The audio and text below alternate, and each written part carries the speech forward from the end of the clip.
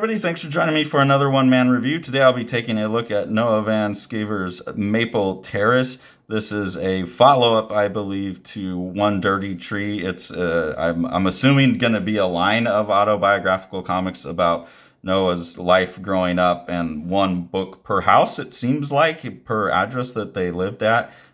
This is another one of the books that Tom Kaczynski from Uncivilized sent over. So as always, thanks to Tom for sending me free comics, and great free comics. Uncivilized is one of the most reliably intelligent publishers out there. They have great cartoonists working for them.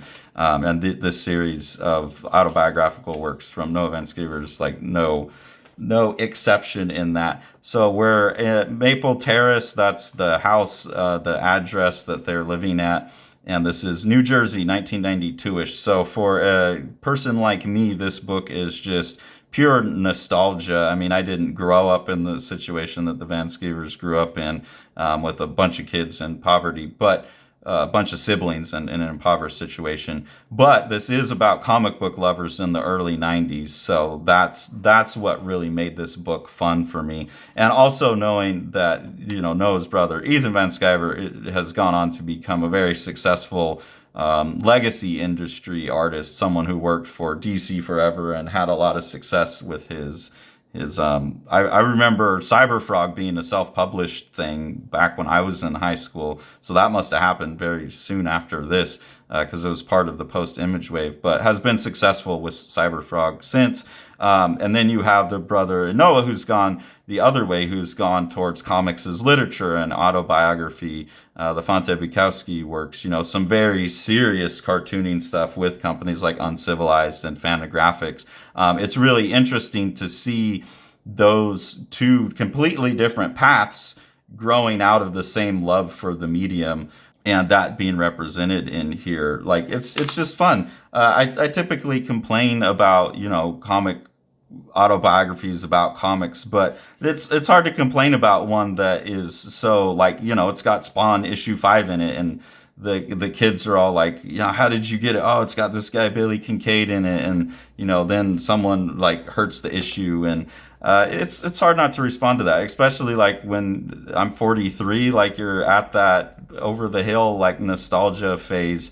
I want to resist it, but I can't. So it's a super fun book that really looks out, like really speaks to those kids, I think. But you also probably limit your audience in that way. Like, your prime audience is, you know, you got to be a guy in your 40s to really vibe with this. But it's a good, for younger kids, it's a good look at, you know, the history of the medium as well, like going back to what it was like in the 90s.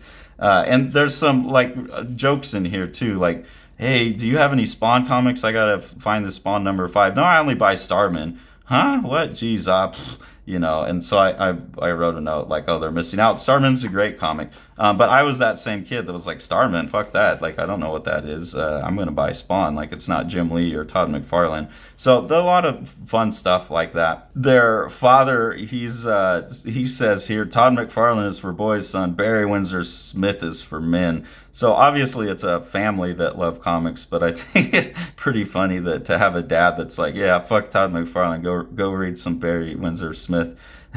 And then Ethan is represented in here as this kind of like daunting oldest brother figure, which I imagine, like, when you have a brother who is obviously was a good enough artist to have success with Cyberfrog pretty shortly after this. And I'm not sure, but I get the sense that he's like the oldest one in the family too. Yeah, that character would be absolutely terrifying, but also someone you look up to kind of as a hero. I get the sense that Noah and Ethan don't have the best relationship now. I get the sense that like the way that Ethan's being handled in here is kind of like this figure in the background more.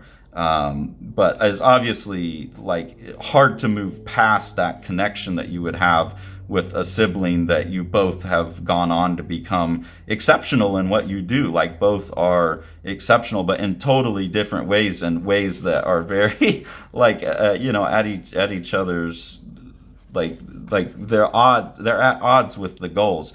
And I when I was working with Dave on Strange Death, we had a time where I was talking with Ethan Van Sciver because Dave was going to collaborate with him, and we had a 2 hour argument basically where he was trying to convince me that comics were, like he was doing Burger King. Everyone's trying to make, like a hipster burger, fancy vegan burger, but what the audience really wants, and so what you are bound to give them from a business perspective is a Burger King burger. And I was saying, dude, your brother makes like the vegan burgers, like the art comics, and I was trying to argue that we should prioritize comics as a medium rather than comics as a business, and that there should be a place for creators like Noah Van Sciver. So it's an interesting thing to see that, yeah, there's two people that have gone off onto these completely different paths, like philosophically, about what the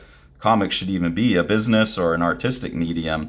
But they came out of the same environment and they must have influenced each other. And that's got to be a very difficult, tricky thing to deal with for Noah, especially if it's a strained relationship now where he doesn't even feel like he can fully put their relationship on paper.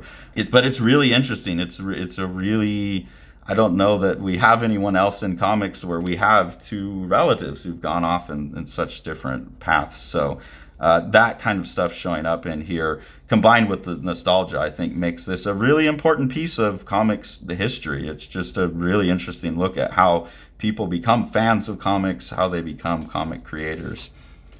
On this page here, I had to be excited about, because they're in New Jersey, the White Castle. I remember reading old Wizard magazines. Since we're doing nostalgia, we'll do the kayfabe nostalgia with Wizard. I remember seeing a contest with Jimmy Palmiotti and Joe Quesada, or somebody like that, Ralph Macchio, I don't know. They were having a competition to see how many White Castle hamburgers they could eat.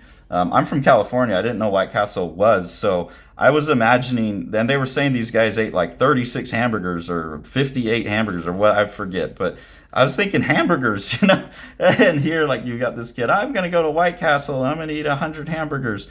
It wasn't until I moved to New Jersey to attend the Kubert School and bought a pack of frozen White Castle hamburgers. I was like, oh, these are the hamburgers that everyone's so into. And I brought them home. I opened them up and I was like, oh, they're that big. No wonder they can eat 80 of them. So that's just another one of those nostalgia things that's in this book that, I don't know that would grab everyone, but I had that experience. So a lot in here to just like have fun with. Also right here, let's kill this kid in the name of Whilce Portacio. That's somebody that I mispronounced the name forever. I think I'm pronouncing it correctly now.